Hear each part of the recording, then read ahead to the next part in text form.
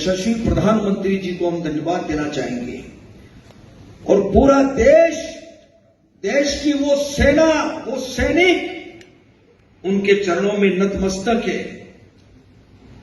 उनके चरणों में पूरा देश नतमस्तक है।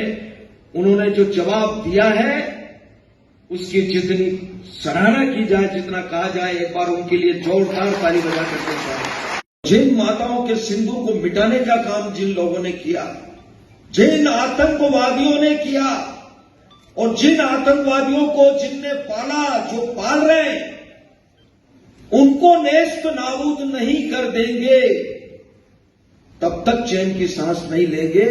और यशस्वी प्रधानमंत्री जी को हम धन्यवाद देना चाहेंगे और पूरा देश की वो सेना, वो सैनिक उनके चरणों में नतमस्तक है।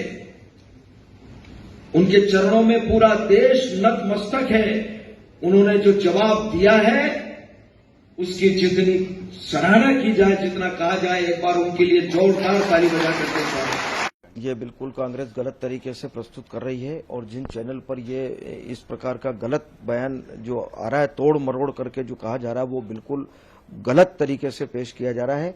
मैंने जबलपुर के एक कार्यक्रम में सिविल डिफेंस वॉलंटियर्स का एक दिवसीय प्रशिक्षण शिविर था, उसमें मैं सम्मिलित हुआ था और मैंने ये कहा कि देश की सेना ने जो काम किया है ऑपरेशन सिंदूर में, उसकी जितनी सराहना की जाए उतनी कम है और देश की जनता भारत की सेना के चरणों में नतमस्तक है।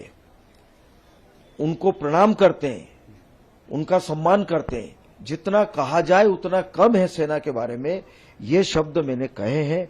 उसको तोड़ मरोड़ करके गलत तरीके से प्रस्तुत कर रहे हैं। मुझे लगता है कि जो लोग इस प्रकार का गलत तरीके से प्रस्तुत करते हैं और जो षड्यंत्र कर रहे हैं, उनके खिलाफ निश्चित रूप से मुझे लगता है कि कार्रवाई होना चाहिए। आप शिकायत करेंगे?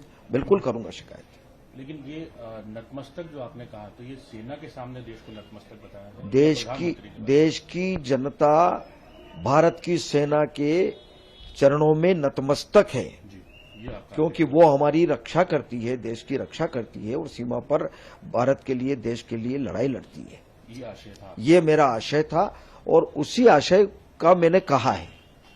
कांग्रेस आपका इस्तीफा मांग रही है। वो बिल्कुल मुझे लगता है कि विचलित होकर के कोई बात कर रहे हैं, विचलित होकर के बात कर रहे हैं नेता।